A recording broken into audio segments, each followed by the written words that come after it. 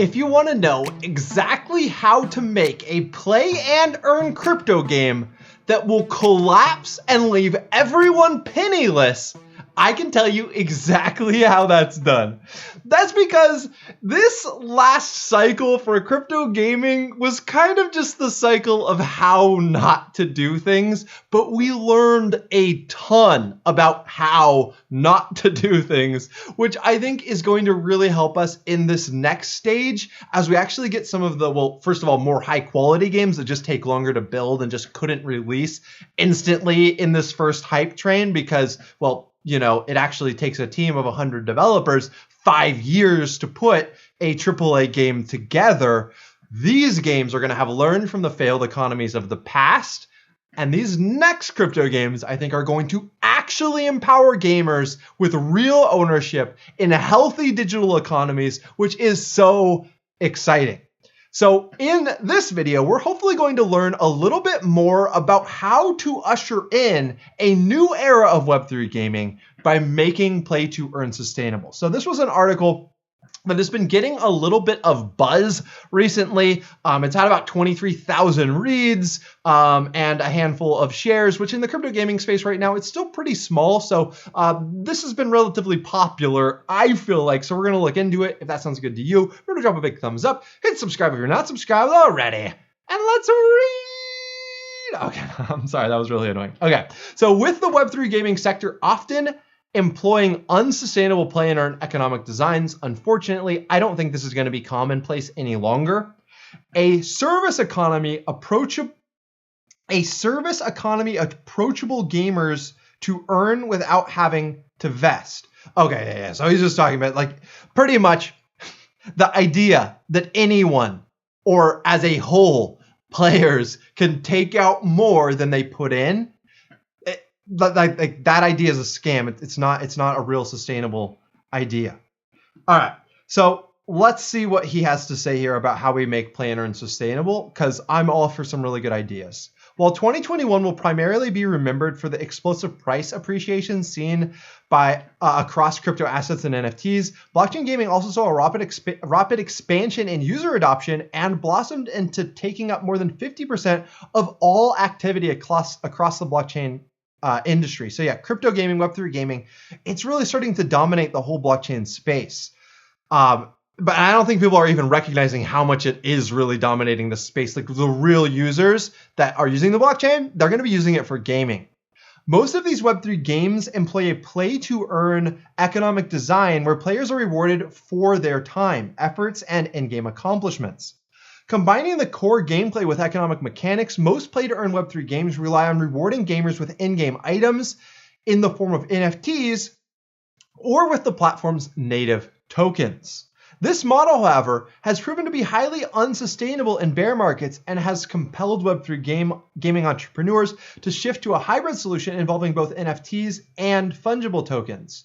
Okay, so first of all, I have to say, I think his kind of description here of what went wrong is a little too simplistic here. It's not just an issue with rewarding gamers with tokens and NFTs. It's an issue of having too much inflation and not enough burning, not enough sinks, places where people are spending the tokens and redestroying them to create a sustainable, balanced model where you can reward players for accomplishing some tasks because you're requiring players to spend for getting other things that they might want, progressing, leveling up, stuff like that, to keep it sustainable and keeping the supply more even. That's how you're going to get something more sustainable. Now, in bear markets, you're never going to stop things from going down. Things are going to go down. That's not the issue. The issue is just having something that is going to rebound when the market rebounds again.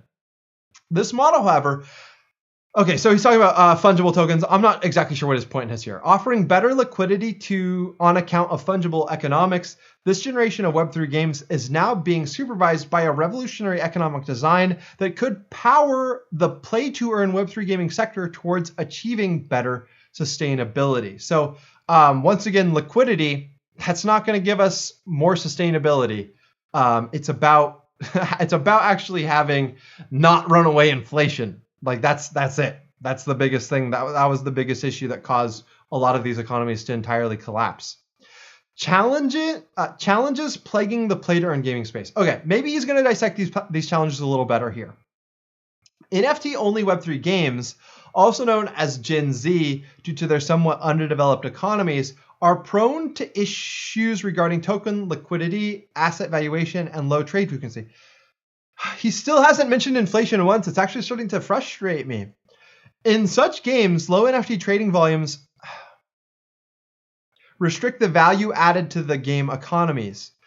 So part of the problem with so the biggest reason why a lot of Gen Z Web3 games, you guys should watch our video counting down the top 10 failed crypto games and why they failed, because it really gets into this specifically. But a lot of the true Gen Zero NFT games, the reason why they had low trading volume was because Ethereum fees were just so expensive because they were literally on layer 1 ETH, where you would lose like half the value of the thing that you were trading just by trading it. So that's why no one traded. That was one of the really big issues, but he's not naming gas fees or inflation. He's not naming these real issues here, which is worrying me. I'm not going to lie.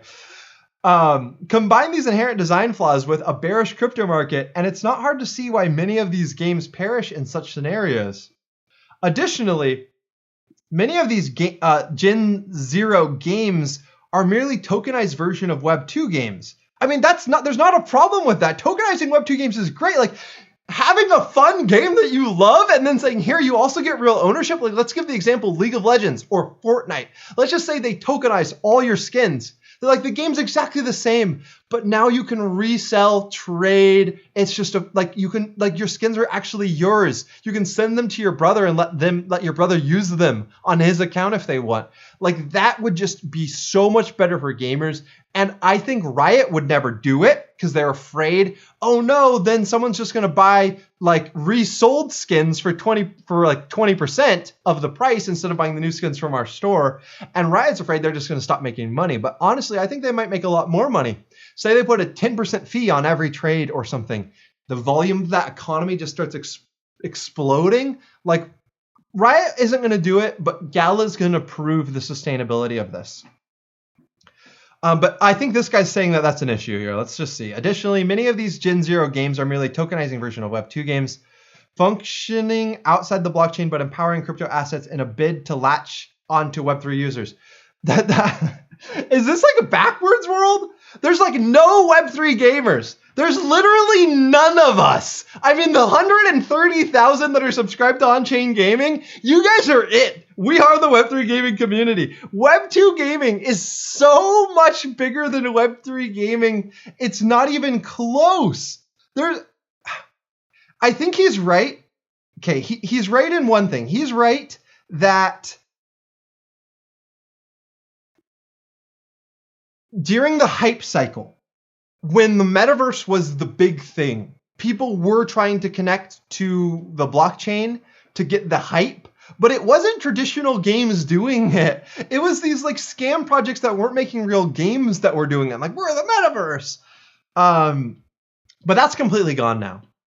As a result, most of these games do not last beyond the first few months since launch, leaving most of their users with NFTs that do not have any tangible value outside of games. And yeah, so this problem isn't Gen Z games were merely tokenized version of Web 2 games. The problem was that they weren't. Gen Z games weren't games. They weren't fun. They couldn't sustain players just based off of the merits of how much fun you could have in the world. And that's why they died out. That's why the NFTs became useless, because people didn't care about the games. If they were tokenized versions of fun, popular Web3 games now, like of League of Legends, NFT'd skins, you better believe people are not going to stop caring about the value of those NFTs because they still play the game. And that's what matters, is having fun games.